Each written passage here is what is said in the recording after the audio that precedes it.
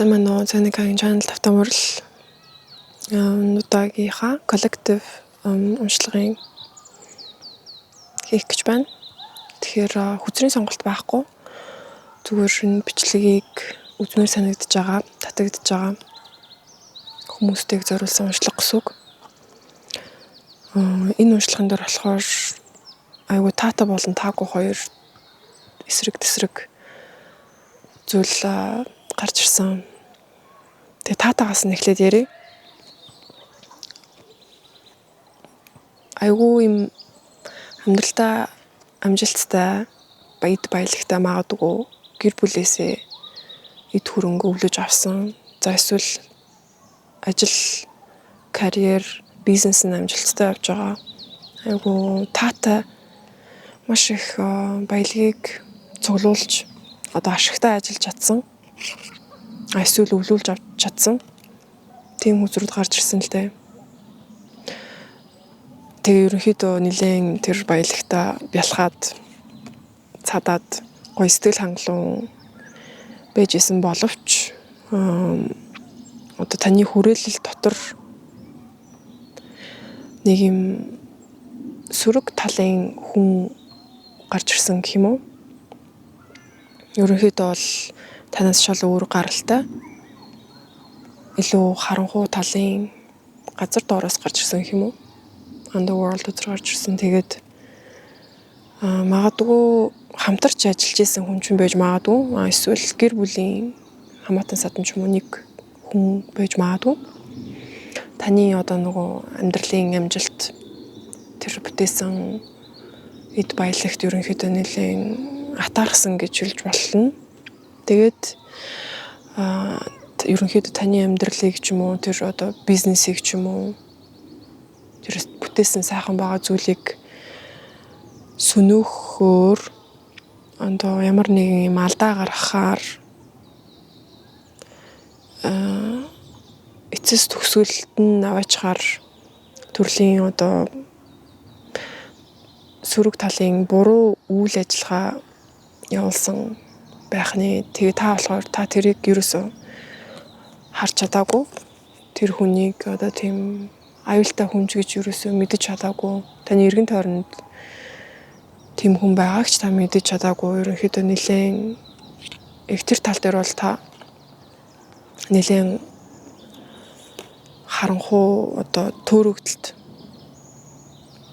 байсан болохоор ерөөсөө тэр үйл явдлыг сэргийлж чадаагүй.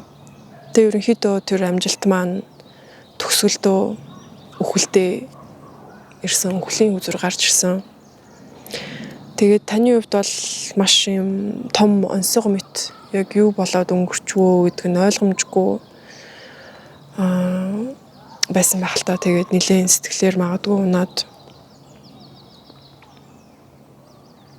Гэхдээ яг цаана бол яг юу болоод байгааг бол бас сэтгэл дотроо ерөнхийдөө хумсарлаж амжаагүй ч гэсэн мэдж байгаа. Бас нэг талын нэг төрлийн тийм өөрийн тань алдаанаас болсон гэдгийг бас та магадгүй мэдж байгаа. Яагаад гэвэл тэнцвэрээсээ хазаагаад хитэрсэн байсан болохоор цаанаас нь тийм устгах хүчний тэнцвэрийг би болгож авчирсан. Энэ нь бол яг юм карматай холбоотой бас үйл явдал байсан гэдгийг та мэдэрсэн байхаа. Яг одоо бол танд өгөх зөвлөгөө гэх юм бол аль болох тэгэл найдвартай дотны хүмүүстэйгээ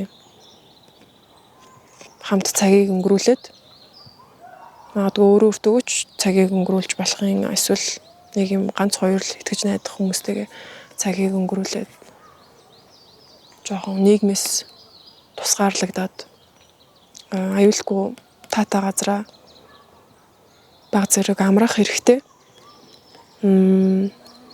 Саяны одоо юм төгсгөл яагаад ирсэн бэ гэхээр яг юм дуусчиж таны дараачийн бүр илүү нарийн ухаантайгаар бүр илүү сайн төлөвлөгөөтэйгээр бүр илүү туршлагатайгаар одоо өөр шинэ ажлыг эхлүүлж өөр шинэ бизнес ч юм уу эсвэл өөр нэг санааг яг ганцаараа төлөвлөөд бусад хүмүүстэй хамтрахтаа ч гэсэн яг хинтээ хамтрах уу, хинтээ хамтрахгүй байх вэ гэдгээ илүү нантаа цаантаа мэддэг болсон байгаа болохоор илүү том зүйлийг, том ажлыг бүтээхийн тулд ерөнхийдөө сайн үйл явдал бас болсон гэж ойлгож болно. Хүмүүстэй хамтарч ажиллахад бол ашигтай, амжилттай байх болно. Гэхдээ хинтээ хамтрах вэ, хинтээ хамтрахгүй байх вэ? Хинд мэдээлэл хуваалцах вэ?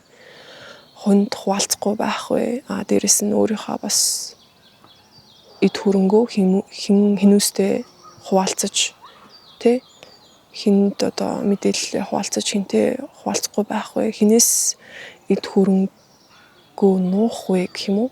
Хамгаалах вэ гэдгээ ерөнхийдөө илүү анхаарах хэрэгтэй. Бас энэ үйл явдал аавын талтай, таны аавын талтай, эцгийн талтай бас холбоотой байсан юм шиг санагдаж байна. Тэгээ бас эцэг тэнгэрээсээ одоо чиглүүлэг те зөвлөгөө, зөвлөмж, уучлалт, өршөөлийг гуйх, залбирах бас тийм утга учиртай ач холбогдолтой байж магадгүй.